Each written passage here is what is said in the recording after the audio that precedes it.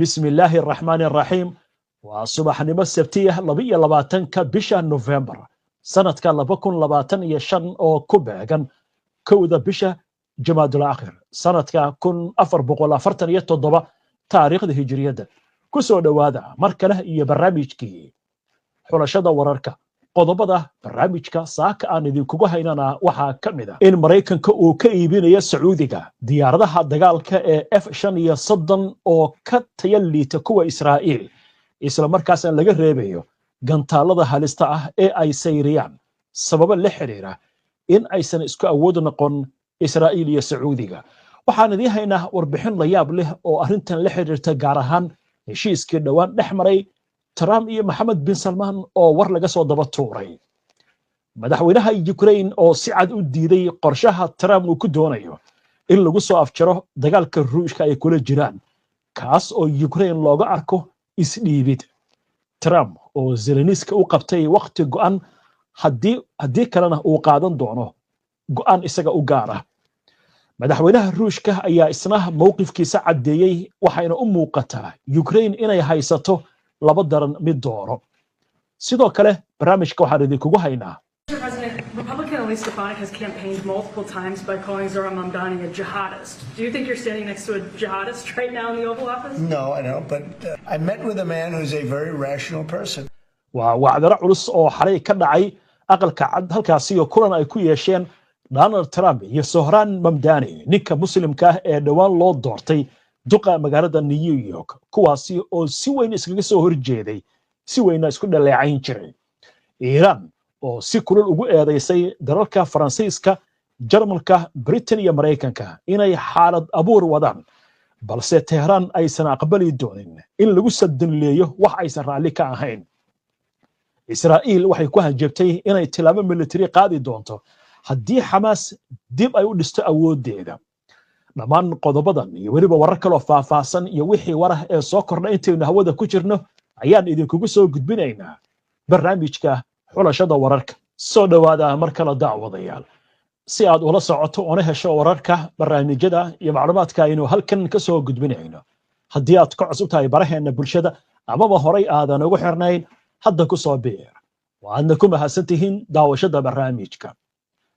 saaka waxaynu ku bilaabaynaa xaaladda Ukraine oo ay ka marayso laba daran mid dooro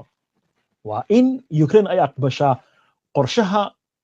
Donald Trump uu soo jeediyay ee dagaalka lagu soo afjarayo kaas oo loo arko isdhiibid iyo in Mareykanku uu ka baxo garabka Ukraine oo markaasi ay iskaga filnaato dagaalka Ruushka waxaana haddii sidaasi ay dhacdo meesha ka bixi doonta taageerada Mareykanka ee dhanka militariga gaar ahaan hubka la siiyo iyo sidoo kale macluumaadka dhanka sirdoonka Ukraine waxaa lagu soo waramayaa in xaaladdu ay ku adag tahay haddaba aynu eegno war culus oo madaxweynaha Ukraine ka soo yeeray kaas oo muuqanaya inuu ka hor yimid qorshaha Mareykanka madaxweynaha Ukraine Volodymyr Zelensky ayaa si cad u diiday qorshaha Mareykanka uu ku sheegay inuu ku dhamaynayo dagaalka ku dhow 4 sano ee kala dhaxeeyay Ruushka Zelensky oo soo duubay muuqaal uu kula hadlayo shicibka dalkiisa ayaa carabka ku adkeeyay in Ukraine ay wajahayso doorasho aad u adag sida in ay lumiso sharafteeda in ay lumiso saaxiib muhiim ah intaasi oo ku daray in dalku uu ku jiro mid ka mid ah waqtiyadii ugu adkaa taariikhda Zelensky ayaa sheegay in qorshaha cusub ee Mareykanku uu soo gudbiyay oo ka macnan yahay nolol aan lahayn xorriyad sharaf ama cadaalad isagoo ballan qaaday in uu soo bandhigi doono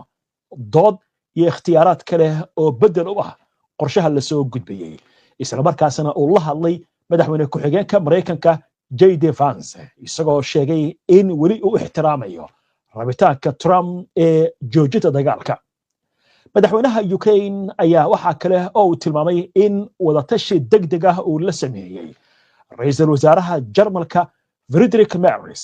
madaxweynaha Faransiiska Emmanuel Macron iyo ra'iisul wasaaraha Britain Keir Starmer hogaamiyaasha Yurub ayaa dhankooda waxay ku adkaysteen in go'aan kasta oo Ukraine la xiriira uu u baahan yahay taageerada NATO iyo midowga Yurub dhinaca kale madaxweynaha Mareykanka Donald Trump ayaa u qabtay Ukraine ilaa iyo 27 bisha November in ay soo dhiibto jawaabteeda ku aadan qorshaha 28 qodob ka kooban oo ay ku jiraan dalabyo badan oo Ruushku ku adkeysanayay kuwaas oo Kiev ay ku tilmaamtay isdhiibid. qorshaha Mareykanku soo jeediyay ee dagaalka lagu soo afjarayo ayaa sidoo ilo diblomaasiyad ay xaqiijiyeen waxaa ku jira in Ukraine dastuurkeeda ay ku darto in aysan marnaba ku biiri doonin NATO iyadoo Ruushkana loo ogolaanayo inuu qaato dhul ballaaran oo ka tirsan Donetsk, Luhansk iyo jasiiradda Crimea isla markaasna ciidamada Ukraine lagu xadidayo tiro ilaa 600 oo kun oo askari ah. Ukraine sidoo kale waxaa lagu qasbayaa in ay qabato doorasho muddo 100 maalmood gudahooda qodobkaas oo Kiev ay ku tilmaamtay isku day lagu doonayo in Zelensky xilka looga tuuro. magaalada Kiev gudaheeda dadka badankoodu waxay shalay u ahayd ereyga isdhiibid inay ku safeeyaan qorshahan. Trump ayaa isagoo la hadlayay raadiyaha Fox ee laga leeyahay Mareykanka waxa uu sheegay in waqtiga kaba dambaysta Ukraine laga sugayo. ila xogogaal ah oo la hadlay wakaaladda wararka ee Reuters ayaa waxay sheegeen in Mareykanka cadaadis xooggan uu saaraya Kiev waxaana ka mid ah hanjabaad ah in la joojin doono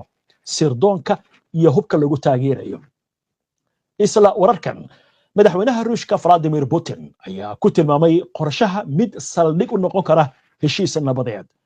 Putin ayaa farta ku fiiqay in uu diyaar u yahay wada hadal faahfaahsan balse wuxuu ku hanjabay haddii Kiev ay diido soo jeedinta in Moscow ay sii kordhin doonto dhaqdhaqaaqa military isla markaasna ay soo celin doonaan dhacdooyin la mid ah wixii ka dhacay Kabaniski kuwaasi oo ka dhici kara aaga kale oo hor leh.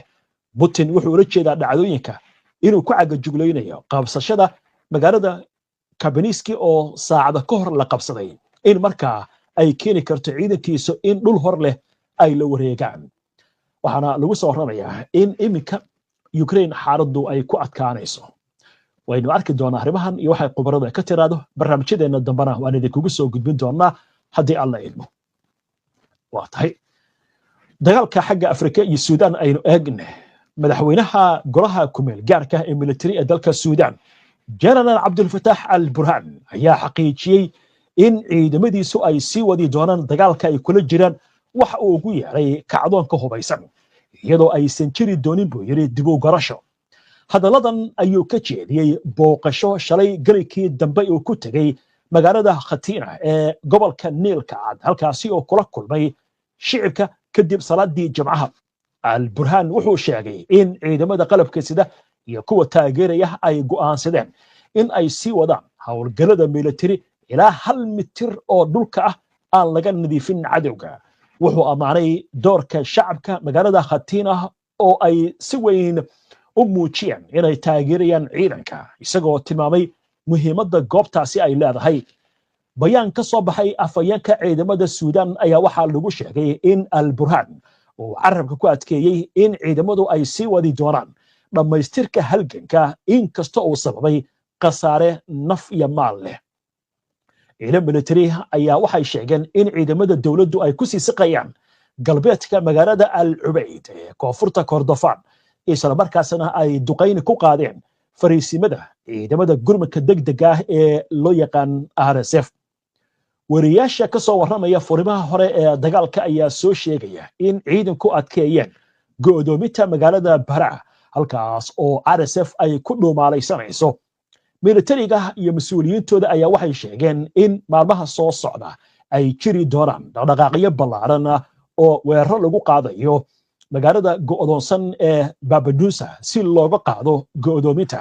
iyo in dib loo qabsado magaalooyinka muhiimka ee Kordofan maadaama gobolkaasi marin muhiim uu yahay iskuna xira Khartoum iyo Darfur. RSF hadda waxay maamushaa inta badan gobolada Darfur halka ciidanka dawladdu ay gacanta ku hayaan gobolada dalka intiisa kale gaar ahaan magaalada caasimadda ah oo laga wareegay bishii Maaj ciidamada RSF. waxaan u gudbaynaa sheeko la yaab leh oo ka soo baxday qorshaha Mareykanka uu kaga iibinayo Sacuudiga dayuuradaha dagaalka ee F-35 maxaa ka jira in markay timaado tayada ay ka hooseynayaan kuwa Israa'iil laakiin Sacuudigu lacagtaasi miyuu ku bixinayaa diyaarad ka tagay lidata cadowgeeda waa Israa'iil waxaan kaloo eegaynaa xalay maxaa ka dhacay aqalka cad ee looga arrimiyay waddanka Mareykanka kadib markii halkaasi kulan ay ku yeesheen Sohraan Mamdani ninka muslimka ah ee wacdanaha ka dhigay doorashada New York iyo madaxweynaha Mareykanka Donald Trump qodobadaas iyo warar kale intaan u gudbin aynu ku hakanno qadar xayisiina soo dhawaada mar kale daawadayaal wali waxaad la socotaan barnaamijkii xulashada wararka waa hagaag xagga qasa aynu eegno halkaas oo warar kala duwan ay ka soo baxayaan horta Israa'iil waxay sii wadaa weerarada iyo duqeymaha ilaa ay xalay ilaa saaka waa bariga duqeymo ay iska wadaa laakiin shalay dhacdoon la yaab leh ayaa dhacay inkastoo Xamaas aysan wali ka hadlin laakiin militariga Israa'iil waxay ku andacoonayaan in dagaalamayaashii ka tirsanaa Xamaas ee ku go'doonsanaa Mareyka Gaza 15 kamid ay soo baxeen Israa'iil waxay ku andacoonaysaa ilaa 3 inay gacanta ku dhigtay 5 ay dishay lama oga intii kale halkay aadeen 3 la qabtay markii la wareystay waxay sheegeen wasida Israa'iil ku andacoonayso in biyihii iyo cuntada ay ka go'een sidaas darteedna meesha ay ka soo baxeen waxa kaloo jira warar sheegaya in qolyahan dagaalamayaasha ay u soo baxeen inay yiraahdaan meeshan intaan ku dhiman lahayn horta aan dagaalano waxa kaloo soo baxaya war sheegaya Israa'iil inay awday godadkii laga geliyay goobtaas isla markaasna cabsi ay jirto ilaa iyo 80 ugu yaraan dagaalamayaasha ka tirsan halkaas inay ku go'doomaan ama ay ku dhintaan wararka qaarkood waxay leeyihiin xitaa dad shicib ku jira meesha waxa kaloo leeyahay meydadka qaar ka mid ah dagaalamayaasha iska caabinta Falastiiniinta ayaa meesha ku jira warkan waa war marbaynta Israa'iil ay qorayso laakiin ilaa iyo hadda Al Jazeera ma aysan qorin sidoo kale Xamaas warkan kama soo bixin hadii wax ka soo laabtaan waynu arki doonaa laakiin wargeys kale yiraahdo The Times of Israel ayaa xalay wuxuu soo bandhigay muuqaal ciidanka Israa'iil ay soo gudbiyeen oo ah in dagaalamayaasha Xamaas ilaa 3 qof ee kaamiradu qabanaysa ay ka soo baxeen meel god ah oo ay cararayeen inay yihiin marka 3dan la qabtay iyo inay yihiin kuwa la dilay lama oga inkastoo dagaalamayaasha meeshaas ku jira wacad ay ku mareen inaysan jirin waxa la yiraahdo isdhiibid laakiin xalay waxa la soo bandhigay warbaahinta Israa'iil soo bandhigtay 3 nin oo gacmaha ka xiran oo lagu sheegayo inay yihiin dagaalamayaasha Xamaas Israa'iil waxay taqaanaa laakiin dagaal xagga maskaxda ah arinta marka waxa laga yaabaa inay ugu tala gashay Falastiiniyiinta inay walaac ku abuurto ku niyad jabiso ayay qubarada militarigu leeyihiin oo arintan ay waxba ka jirin oo dad shicib ay soo qabatay warkaas qaar ka mid ah qubarada militariga ayaa sheegaya laakiin hadii Xamaas waxay ka tiraado warkan waradii soo gudbin doonaa dhinaca kale waxa hadlay qaar ka mid ah wasiirada Israa'iil waxay leeyihiin xalay warbaahinta iyagoo la hadlaya hadii Xamaas ay awoodeeda sii xoojiso dagaalku waa lama horaan inaan dib u bilowno waa si hadalka loo dhigay waxaan ay sheegeen inay dhici karaan tilaabooyin waaweyn dhinacaas waxaynu kaga gudbaynaa wararkii qasab bal xagga Iiraan aynu eegno sheekadii way noo soo socotaa Sacuudiga iyo diyaaradihiisa laga iibinayo oo leeyahay way ka tayaliitaan kuwa Israa'iil iyo sheekadii xalay ka dhacday aqalka cad ee Mamdani iyo Trump kala qabsatay laakiin xagga Iiraan aynu eegnay wasiirka arrimaha dibadda ee dalka Iiraan Abbas Araghchi ayaa ku nuuxnuuxsaday in Mareykanka Britain Jarmalka iyo Faransiisku ay raadinayaan inay xiisada kor u kiciyaan taas oo sheegayo inay ka dambeysay maalin kadib markii hay'adda caalamiga ah ee tamarta atomikada ee IAEA ansixisay qaraar cusub oo ku saabsan barnaamijka nuclearka Iiraan qamiistii hay'adda IAEA waxay ansixisay qaraar ku boorinaya Tehran inay si buuxda oo degdeg ah u samayso wada shaqayn ayna bixiso macluumaad iyo waliba ogolaansho lagu galayo goobaha nuclearka sida ay sheegeen ila dhanka diblomaasiyadda ah maadaama 3 dal ee Yurub oo kala Faransiiska Jarmalka iyo Britain iyo Mareykanku ay raadinayaan inay xiisada kor u sii qaadaan si fiican ayay og yihiin dhamaadka rasmiga ah heshiiska Qaahira inuu yahay natiijo toos ah oo ka dhalatay xiisadana kor ay u kicinayaan ayuu yiri Araghchi oo fariin ku qoray baraha bulshada heshiiskii la saxiixay September ee dhex maray dawladda Iiraan iyo hay'adda IAEA ee ka dhacay magaalada Qaahira ayaa waxa uu muujinayaa in markaa la bilaabo wada shaqayn kadib markii Iiraan ay joojisay wada shaqayntii hay'addaasi ay la lahayd markii bishii June Israa'iil weerar ay ku qaaday Iiraan Mareykankuna mar dambe dagaalka uu ku soo biiray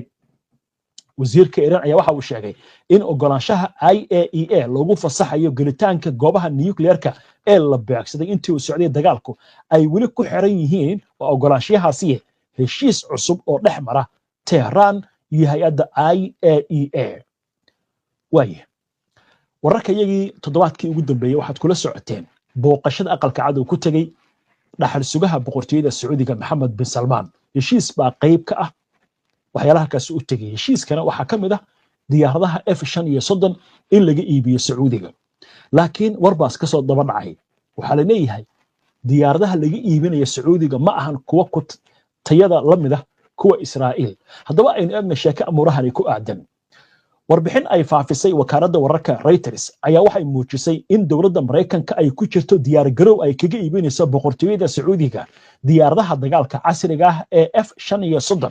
balse nooca ay helayso Sacuudigu ayaa waxa ay la mid noqon doonaan kuwa markaasi ciidanka Israa'iil ee ka hooseeya tayadooda. yacni macnaha kuwa Israa'iil ay haysato kuwa Sacuudiga ka tayo hooseeya. tilaabadan ayaa waxay ka dhalatay baa leeyahay qaanuunka Mareykanka ee ilaalinaya faa'iidada tayada ciidan ee Israa'iil kaasoo damaanad qaadaya in Israa'iil mar walba ay ku sii noolaato ama ku naalooto awoodda military ugu sarreysa gobolka. macnaha waxa weeyaan qaanuun baa la qoray Mareykanka oo ah wadamada gobolka bariga dhexe inaysan isku awood noqon Israa'iil mar walba arrintaas Israa'iil in awoodeeda koreyso. ma ahan wareegto madaxweyne ma ahan aragti u la yimaado siyaasi ma ahan waa qaanuun la qoray. aan ku socono warbixinta sida laga soo xigtay ilaah dhanka diblomaasiyadda iyo kuwa militariga Mareykanku wuxuu ku wargeliyay Sacuudiga in diyaaradaha F-35 ee ay heli doonaan aan lagu dari doonin qaar ka mid ah waxyaabaha casriga ah ee dhanka farsamada si gaar ah in Israa'iil loogu ogolaanayo oo kaliya farsamadaasi waxaana ka mid ah nidaamyada casriga ah ee dagaalka elektroonikada iyo casriyeynta gudaha diyaaradda lagu sameeyay Israa'iil gudaheeda. sidoo kale Sacuudiga lama siin doono gantaalka cusub ee la yiraahdo AIM 260 JATM kaas oo loo arko mid ka mid ah hubka ugu casrisan ee hawada maadaama weli ay jirto horumar lagu sameynayo gantaalkan isla markaasna Mareykanku uu doonayo inuu ku xoojiyo awoodda Israa'iil gantaalkaasi. si kastaba ha ahaatee qorshaha iibka diyaaradaha F-35 ayaa weli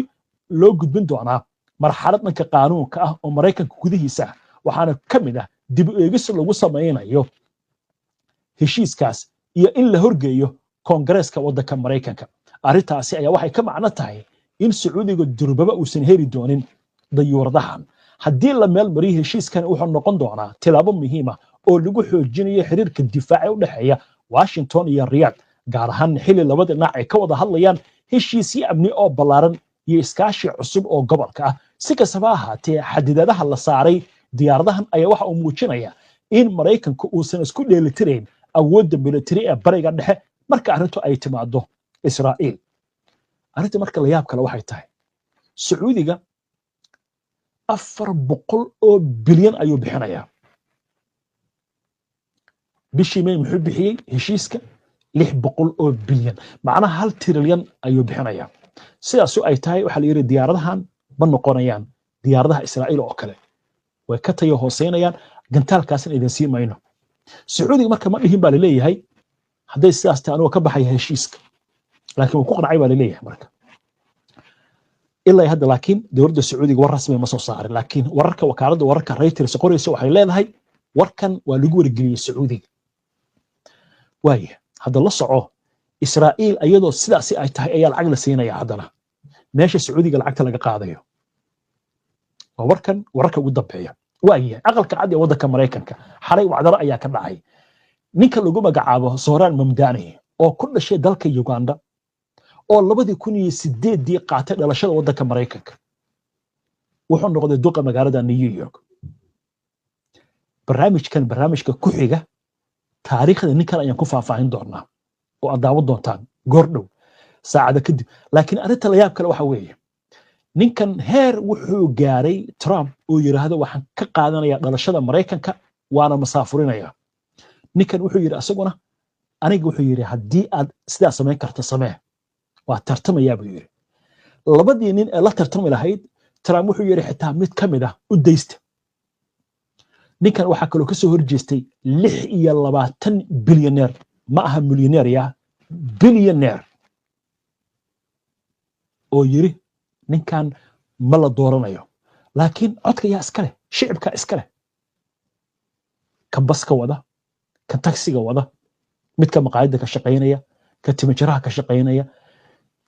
jidka midka nadiifinaya kan xafiiska fadhiya laakiin codka Mareykanka ma leh Trump iyo dadka lacagta haysta ninkan dadkii dhex galay waa guuleystay marka Trump wuxuu kaloo yiri ninkani waa shiici buu yiri waa nin yahuudan nacab wax walba yiri ninkan arrintiisa marka wuu cadaystay Mareykanka marka doorasho la qabanayo maxaa la sameeyaa waxaa la dood loo qabtaa dadka musharaxiinta ay tartamaya musharaxiintii dhammaan hal su'aal baa la weydiiyay oo muhiim ah oo ah Israa'iil ma tagaysaa kulli musharaxiinta kale maxay yiraahdeen ha waa tagaynaa asagu laakiin markii la weydiiyay ma tagayo yiri maxaan ka doonayaa aniga Israa'iil haddii la doorto yiri aniga waxaan ka shaqaynayaa danta magaalada New York iyo dadkeeda oo ay ka mid yihiin dadka Yuhuudda dadkaas ayaan u adeegayaa wiil laakiin aniga Israa'iil shaqo ma kulay waxaan u shaqaynayaa magaalada New York la ii dooran maayo yiri Israa'iil ninkani doodii marka meel adag bay gaartay Trump si kastuu yiri wuxuu ku hanjibay dhaqaalaha inuu ka jarayo lacagta nin shuuciyo weeyo yiri ninkani yaan la dooran buu yiri waliba eray la yaab yiri madaxweynaha Mareykanka xigasho wuxuu yiri qofka Yahuudiga ee u codaya ninkani waa stupid buu yiri waa doqon وسيادة كودية مدحونها أمريكا كدونالد ترامب لكن أنت اللي يابك waxay noqotay saddex meelood oo meel dadka Yahuudda Mareykanka ee magaalada New York degan ninkan cod bay siiyeen ayaga naftigooda sababta wuxuu leeyahay asagu aan kala saarno Israa'iil iyo Yahuudda dadka Yahuudda ee Mareykanka ee magaaladan degan New York xaq ay leeyihiin dadka kale had noqdeen muslimiinta had noqdeen dadka cadaanka dadkaas ay la mid yihiin buu yiri laakiin Israa'iil waxa ay sameynaysaa iyo ficilada anigu cambaaraynaya buu kuleeyahay ninkani oo dagaalka qasuu ka soo horjeeda sahayuuniyad ayuu ka soo horjeeda laakiin wuxuu leeyahay dadka Yahuudda ee Mareykanka degan gaar ahaan magaalada New York waa dadka aan xaqooda raadinayo haddaba sawirka halkan ay kaga muuqda ninkii Trump ayaa u yeeray xalay wacdara ayaa ka dhacay marka aqalka cad haddaba aan eegno warbixin amurahani ku aadan oo laga qoray madaxweynaha Mareykanka Donald Trump ayaa xalay ammaan u jeediyay duqa cusub ee loo doortay magaalada New York Zohran Mamdani kadib kulan ay ku yeesheen aqalka cad oo labada nin ay ku tilmaameen kulan waxtar leh waxayna muujiyeen isbedel weyn oo ku yimid siyaasadoodii weerarada xagga afka ay isku hayn jireen Trump oo la hadlay dadka wararka fidii ayaa sheegay inuu rajaynayo in Mamdani uu noqdo duq fiican oo sidalka u dhigay isla markaasna dawladda federaalku ay ka caawin doonto in New York ay noqotaa magaalo ammaan ah oo xoog leh wuxuuna sheegay inay ka wada hadleen arrimaha guryaha sicirka cuntada iyo tabarta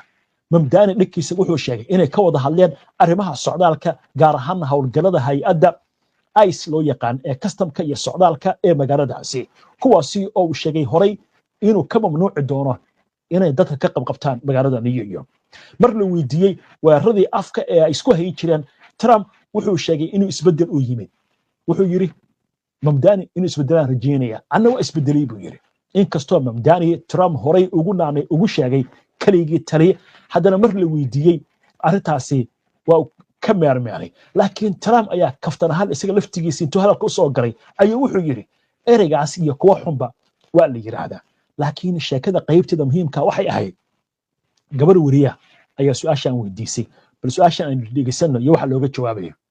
Mr. President, Republican Elise Stefanik has campaigned multiple times by calling Zohran Mamdani a jihadist. Do you think you're standing next to a jihadist right now in the Oval Office? No, I don't, but she's out there campaigning, and you know, you say things sometimes in a campaign. Isn't that sort of She's a very capable person. But you really have to ask her about that. But I don't particularly. I think I met with a man who's a very rational person. I met with a man who really wants to see New York be great again. And I can say again, because New York was great. way gabar baa waxay weydiisay waxay tiri waxaad la taagan tahay oo dhinacaaga taagan nin hadda ka hor gabadha lagu magacaabo Elista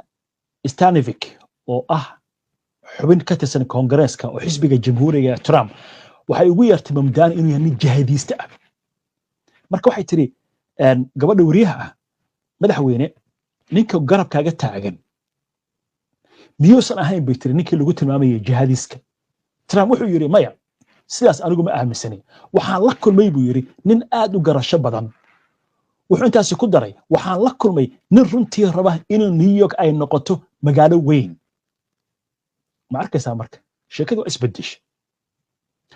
kulankan lagu tilmaamay midka saaxiibtinimo ayaa dad badan ka yaabiyay maadaama Trump bilihii hore uu si joogta u weerari jiray ninkan oo noqonaya duqi ugu horeeyay ee muslim ah ee ay yeerato magaalada New York. waxaana horey uu u sheegay in uu faragelin doono maamulka magaalada haddii ninkan la doorto. laakiin hadda sida muuqata arrintu isbedeshay. labada nin ayaa waxay ku adkaysteen inay diiradda saari doonaan horumarinta magaalada New York iyadoo aan la eegin khilaafkoodii siyaasadeed. waxa kaloo la yaab lahayd Trump waxa la yiri hadda ka hor waxa tiri magaalada New York ma tigi doon haddii ninkan la doorto. ka waran baa la yiri magaalada ganacsi badan baa ku leedahay waad ku noolaan jirtay. wuxuu yiri maya waa tigi doonaa buu yiri magaalada waana ku noolaanaya waliba si raaxo leh baan ugu noolaan doonaa buu yiri. marka dagaalkii baa la soo afjaray oo arrintu waxay ku soo idlaatay niyo aan wada shaqayno adna madaxweyne tahay anigana dadka ay doortay duqii magaalada New York baan nahay danaha aan ka wada shaqayno yaa la soo faragelin. waa dimuqraadiyadda meel yiri halkaas iyo waxa la yiri geesinimada lagu sheegaya sideedaba waa in yar oo cagaha dhulka ah ku haysa. waa hagaag